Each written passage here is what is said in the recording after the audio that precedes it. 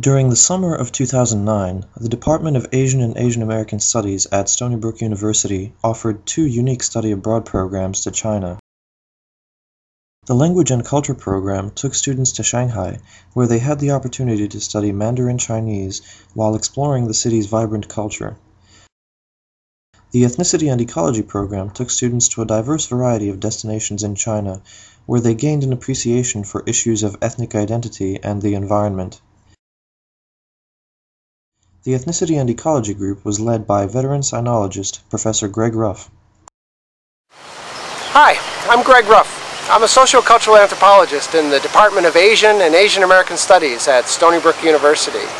I'm standing here in Yangzhou, southern China, in the Guangxi-Zhuang Autonomous Region. We're about 80 kilometers down the Li River from Guilin, very famous tourist site. But Yangzhou is a much smaller town, still has this spectacular karst limestone topography, very characteristic of this whole region of southeastern China. What am I doing here? Well, in the summer of 2009, I had an opportunity to take a select group of Stony Brook students on a month-long study tour all throughout different parts of China, looking at the incredible ecological and ethnic diversity of this country. We've been up to areas in northern China that include the Loess Plateau, fine yellow soil. We've been up to the Qinghai Tibetan Plateau and the grasslands there, looking at the life and lifestyles and culture of Tibetan and Mongol pastoralists. We've been in parts of Sichuan, in the countryside as well as cities, climbing sacred Mount Umei and visiting farmers in their homes in the countryside, just getting ready for the rice harvest. And we've spent some time in the Hengduan Mountains of Yunnan and down in the tropics on the border with Myanmar or Burma. We've been here trying to get a handle on the relationships of material and symbolic exchange that characterize the relationships between ethnic Han Chinese, the majority of China's population, about 86% of the country is ethnic Han Chinese, and the remaining 15 or 14% of the country's population, that being the 55 officially recognized 少数民族 or minority nationalities. For example, the Zhuang are people that live in this area here, along with the Miao or Hmong, and the Dong and the Jing, and about 8 others in this particular region of China. The students who have come along with me are a select group. They've had a chance to have this sort of adventure of a lifetime, seeing parts of China that most foreigners never get a chance to see unless they've been coming back to China for a long time. Myself, I've been traveling back and forth to China since 1982. It's like my second home, a home away from home, you might say. And for the next hour or so, we're going to show you some highlights of our trip and let you hear some of the reflections the students have been having about what they've seen, what they've experienced, and what they felt during this great long march that we all took together. I hope you enjoy it. I'll see you in a little while.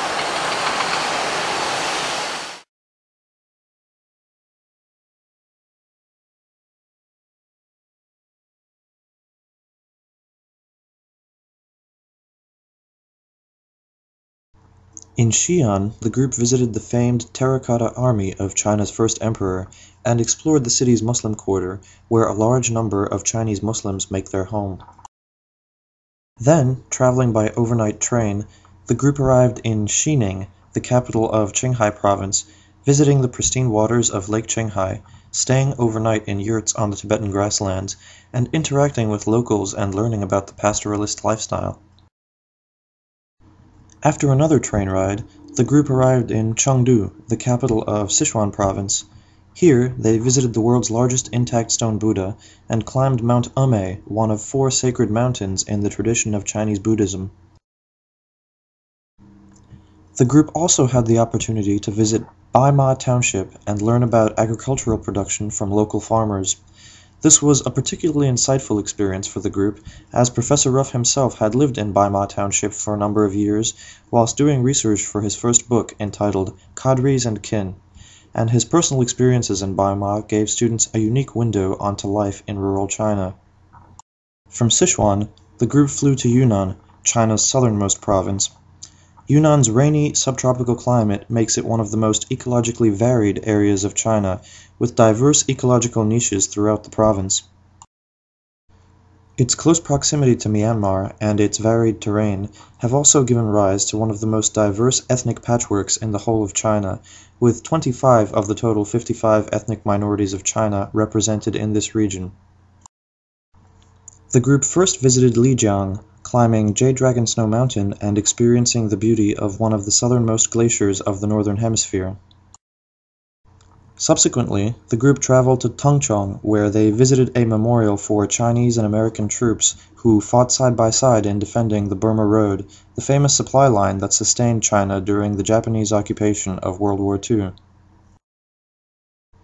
In Raili, a town on the border with Myanmar, they visited a rainforest preserve and other ecological attractions.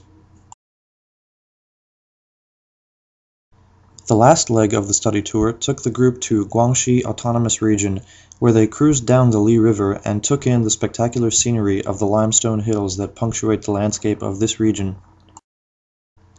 The group then flew to Shanghai for a final taste of urban life in China before returning to the United States. However, the study tour began in Beijing, the host city of the 2008 Olympic Games. Here, the students of the Ethnicity and Ecology tour met with students from the Shanghai Language and Culture program, and together the two groups were able to explore the historic sites of China's capital.